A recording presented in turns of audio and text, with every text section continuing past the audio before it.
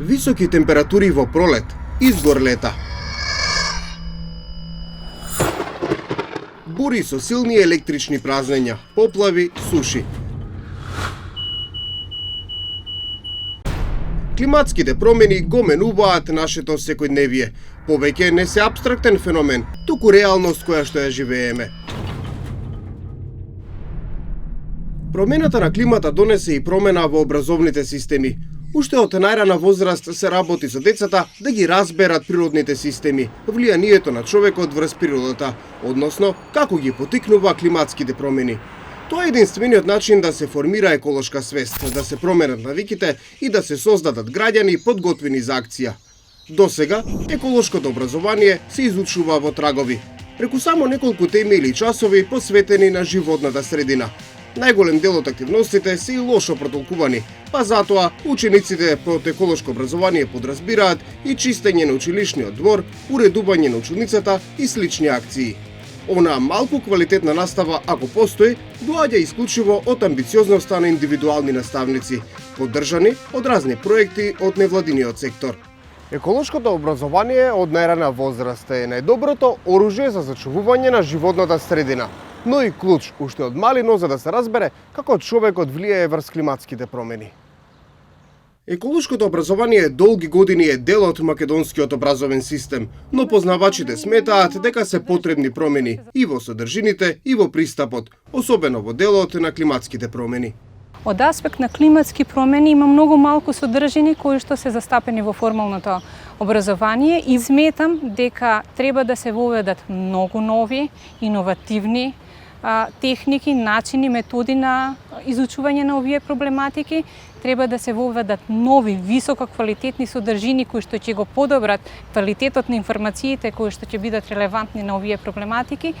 И секако ресурси, човечки ресурси кои што сето тоа ќе го спроведат. Со новата концепција веќе се изготвени нови наставни програми за учениците од прво до пето одделение, преку кои во различни предмети е интегрирано еколошкото образование, велат од Бирото за развој на образованието. Вакви програми ќе има и за повисоките одделенија, а постои и посебен изборен предмет животна средина.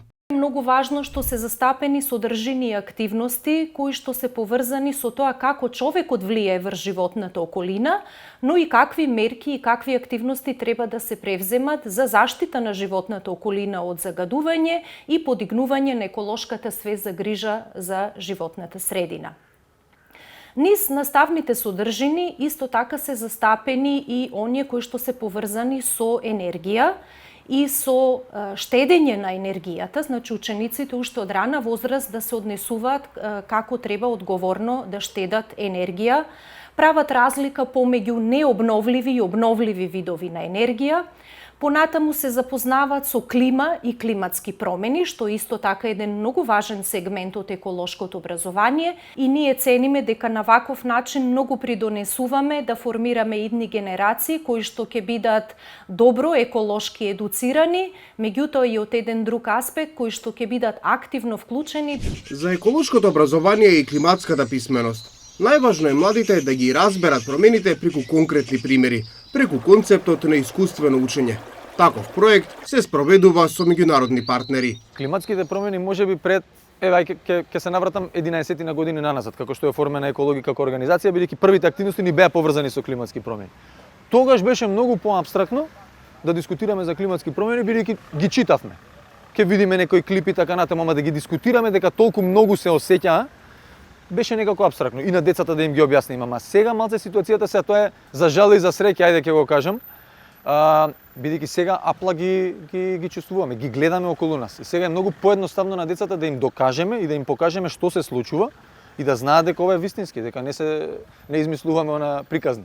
Така да мислам дека во овој момент кај нас ќе почне да се развива овој тип на образование. Јас се надевам дека од година за година се подлабоко ќе навлегуваме, бидејќи во моментот сме фокусирани на, ајде речеме, некој воннаставен пристап. Меѓутоа, кој знае, долгорочно можеби ќе имаме и предмет за еколошко образование и климатски промени.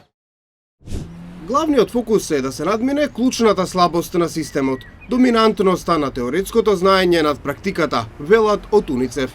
one of the most exciting component is to introduce experiential learning at school. So targeting children from 3 to 19 years old to help them through the experiments to learn more about different phenomena related to climate change and environment.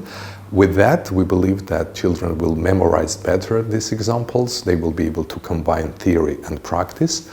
And there's a strong evidence that this way children learn better, and they also collaborate together better. And interestingly enough, even those disadvantaged or relatively shy, or those that have some development delays, even more actively participate in such activities. Состојбата со животната средина и климатските промени се најголемата закана за човештвото.